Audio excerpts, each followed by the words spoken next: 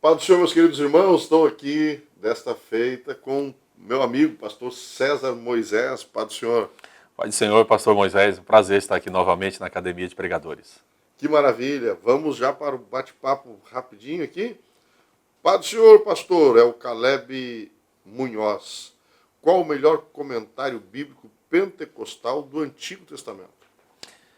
Olha, de fato a pergunta dele é importante. Em termos de Brasil em português, nós temos uma falta, um déficit de comentário bíblico pentecostal em termos de Antigo Testamento. Nós estamos devendo. Realmente não tem hoje. Nós temos do Novo Testamento.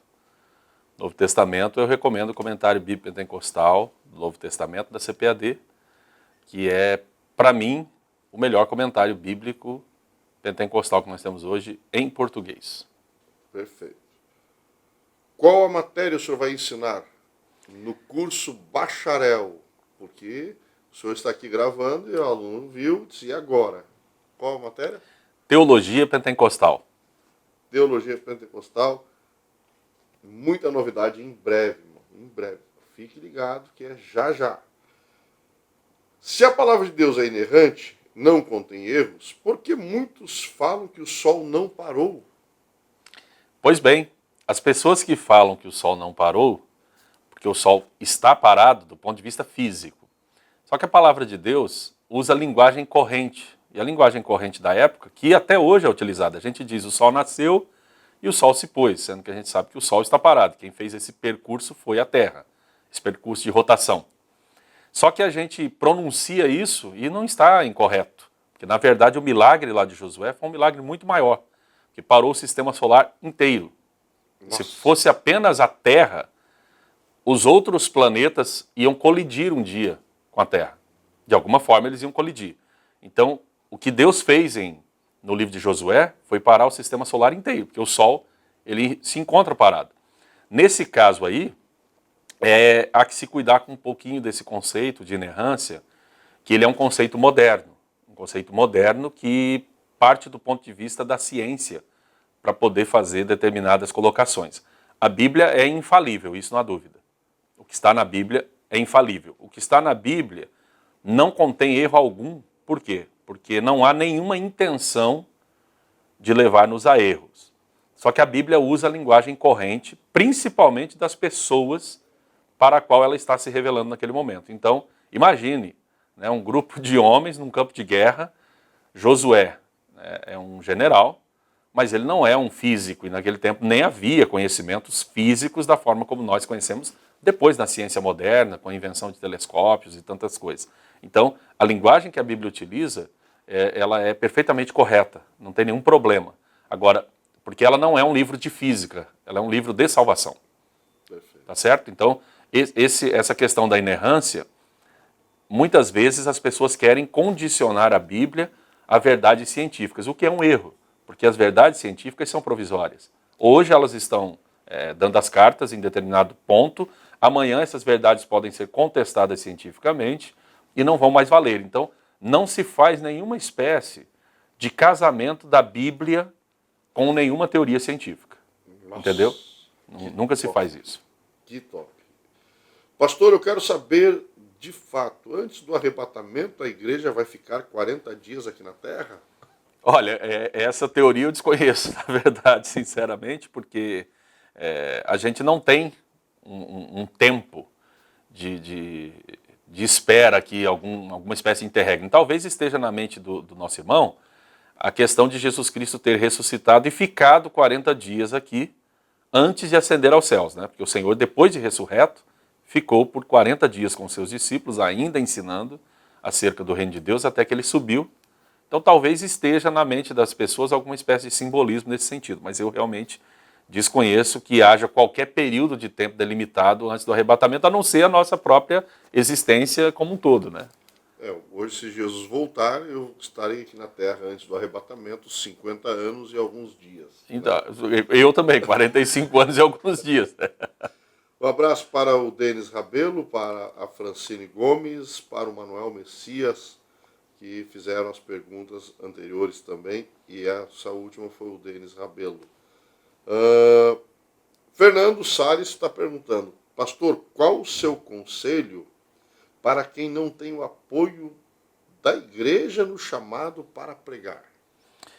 Então, o nosso problema é que a gente condicionou pregar a um espaço geográfico. Chamado púlpito. Púlpito, né? Púlpito, templo, e evidentemente que o templo, o púlpito são locais da gente usar da palavra, né? Mas quando não existe oportunidade, a gente precisa verificar uma diversidade de questões, né? Por que não existe essa oportunidade? Porém, se realmente o desejo é pregar, a gente pode adotar aquela máxima, né, de Wesley, né? O meu púlpito é o mundo. Então a pessoa, ela pode, para falar de Jesus mesmo, de fato, ela não precisa de um púlpito e nem de uma oportunidade, nem um culto convencional. A não ser que ela tenha uma mensagem que tem uma finalidade que precisa ser dentro de um templo, para uma igreja específica, mas enfim, tudo isso é uma questão que precisa se analisar, tem que ser analisada. Não tem como dar uma dica para ele, a não ser se o desejo é evangelizar, não há necessidade de ser necessariamente no púlpito. Se o desejo é doutrinar, aí precisa saber se ele tem realmente uma condição para fazer isso, se a igreja necessita desse trabalho dele. Então tem uma série de coisas para se pensar. Mas se for só falar de Jesus, não precisa realmente de um púlpito, necessariamente. O mundo é o nosso púlpito, né? É o púlpito. O ensino é confiável? Aprende mesmo? Acredito que ele está se referindo ao ensino aqui da academia de pregadores. Ontem, quando eu gravei as minhas aulas, na primeira aula eu dei algumas dicas. E uma das dicas que eu dei foi a seguinte: o aprendizado não depende só do professor, o aprendizado também depende do aluno. E a parte do aluno qual é? Se munir de anotações, ter um caderno de anotações. No caso, né, da academia, nós temos na plataforma já alguns dispositivos, alguns recursos que a pessoa pode fazer anotações. Mas, por exemplo, o professor falou um termo lá que eu nunca ouvi. Em vez de eu ficar aborrecido, não, na verdade é uma oportunidade para eu aprender um novo conceito que eu não conhecia antes. Então o que eu faço? Se ele não explicou aquele conceito, eu vou buscar. Hoje tem o Google, tem a internet. Se você tem um dicionário à mão, um dicionário de língua portuguesa ou um dicionário teológico, e é uma oportunidade de você enriquecer o seu conhecimento. Então, há que se ter também a aplicação do aluno. Ele tem que se envolver, ele tem que ter compromisso para ele poder absorver. Evidentemente que isso não exime o papel do professor enquanto um transmissor de informação, de conhecimento, de maneira acessível. Mas o aluno tem que, sem dúvida alguma, fazer a sua parte, porque o conhecimento não passa por osmose, né? Ele tem que ter aplicação, você tem que ter disposição para aprender, você tem que ter aplicação, e aí, sem dúvida alguma, você pode crescer bastante. O senhor consegue fazer essa leitura também, que a tecnologia hoje ela deixou as pessoas mais preguiçosas? Sem dúvida que deixou. Nós, tanto o senhor quanto eu, nós viemos de uma época que não tínhamos acesso a essas coisas. E isso, de certa maneira, nos obrigava a ser mais disciplinados quando a gente queria saber o significado de um termo, quando queria buscar. Então, o primeiro dicionário que eu tive, eu lembro, foi um Silveira Bueno, pequenininho de bolso, que eu utilizava, né, quando eu comecei a dar aula na escola dominical há algumas décadas. Então, quer dizer, você tinha de buscar e você buscava e não ficava triste por isso, porque era uma oportunidade de abrir o leque, de aumentar o seu conhecimento, né? Era um desafio que a gente que fazia, motivava, não é? Verdade. É isso aí. E porque hoje a Academia de Pregadores ela oferece mesmo lá um local onde a pessoa pode fazer as suas anotações, pode aula a aula, né? Salvar, imprimir, enfim, muitos recursos a plataforma oferece. Só não aprende hoje, então, quem não quer. Pastor Antônio Gilberto dizia muito isso, pastor Moisés, né? Agora de saudosa memória. Ele dizia, hoje não há desculpa para a pessoa não aprender, porque tem todos os recursos à sua disposição. A pessoa tem muita facilidade, inclusive com a tradução de obras na língua vernácula, né, no nosso vernáculo português, e além do mais tem toda essa questão da tecnologia, o acesso à tecnologia, que de certa forma, além de nos tornar um pouco preguiçosos, também nos faz refém de alguns perigos, porque tem muita coisa boa na rede, mas também tem muita coisa ruim. Tem muita coisa sem fundamento, tem muita coisa que aparece por aí que a gente não sabe de onde a pessoa tirou. Então tem que ter bastante cuidado para fazer uma triagem da informação que você vai tomar na internet. Como é que você faz isso?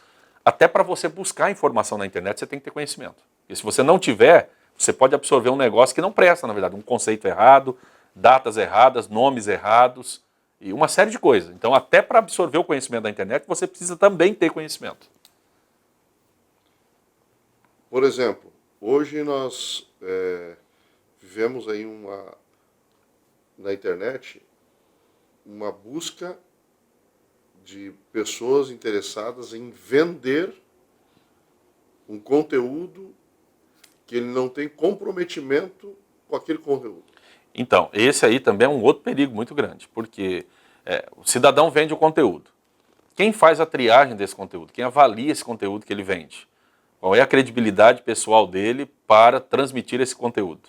Ou seja, é sempre importante, por exemplo, se você vai publicar um artigo acadêmico, vamos pegar uma parte acadêmica, secular, o seu artigo vai ser avaliado por uma banca de avaliadores antes dele ser publicado. Por quê? Porque pode ter erros conceituais, pode ter informações equivocadas, pode ter o roubo de informação. Ou seja, ele pode ter plagiado de um outro texto, de um outro pesquisador e não dado os créditos. Então tem toda essa triagem que é feita, porque os nomes dos avaliadores estão lá registrados. Se você, como avaliador, deixa passar um negócio desse, você também se queima. Tem toda essa questão. Então, a venda de cursos hoje, de maneira completamente indiscriminada, é um perigo, porque a quem essa pessoa responde, a quem está sobre essa pessoa, quem avalia o que ela diz. Porque a pessoa diz assim, mas eu não posso ter opinião. Não, você pode ter a opinião que você quiser. Agora, é preciso entender o seguinte, opinião não é algo fundamentado. Muitas vezes, pode não ter fundamento nenhum, pode ser só, como se diz, né? Não ter fundamento, no caso teológico, não ter fundamento bíblico, o que é extremamente danoso, não ter nenhum respaldo em nenhum autor, nenhum fundamento teológico e ser só voz da cabeça da pessoa. Então, e tem hoje esse perigo que ele é um perigo real, que as pessoas têm experimentado também por conta da absorção indiscriminada de informação que está aí na rede ou compra de cursos sem nenhuma espécie de critério. Aqui na Academia de Pregadores a gente procura ter critérios até na escolha do professor. Nós trazemos sempre professores que têm comprometimento com aquilo que falam. São comprometidos com aquilo que falam. E a gente fica feliz, pastor César, em ter o senhor aqui conosco. A gente sabe que o senhor é comprometido com aquilo que o senhor fala, aquilo que o senhor ensina, se empenha nisso. E isso nos deixa muito, muito, muito honrados em poder contar com o senhor na grade de professores da Academia de Pregadores. E eu também agradeço muito, porque eu sei da seriedade da academia, porque os convites são feitos por pessoas que já têm um trabalho reconhecido pela própria igreja. Então, a academia não vai à cata de aventureiros, né? Está em busca de pessoas que já têm um trabalho consolidado e, pela misericórdia de Deus, eu também tenho a oportunidade de estar aqui. Para mim tem sido uma honra muito grande compor esse time seleto e também dar a minha pequena contribuição aí no saber e no crescimento da Igreja Evangélica Brasileira. Deus abençoe. Um abraço para você, um abraço, pastor César. Obrigado, pastor. Um abração para o senhor também e para todos. Deus abençoe.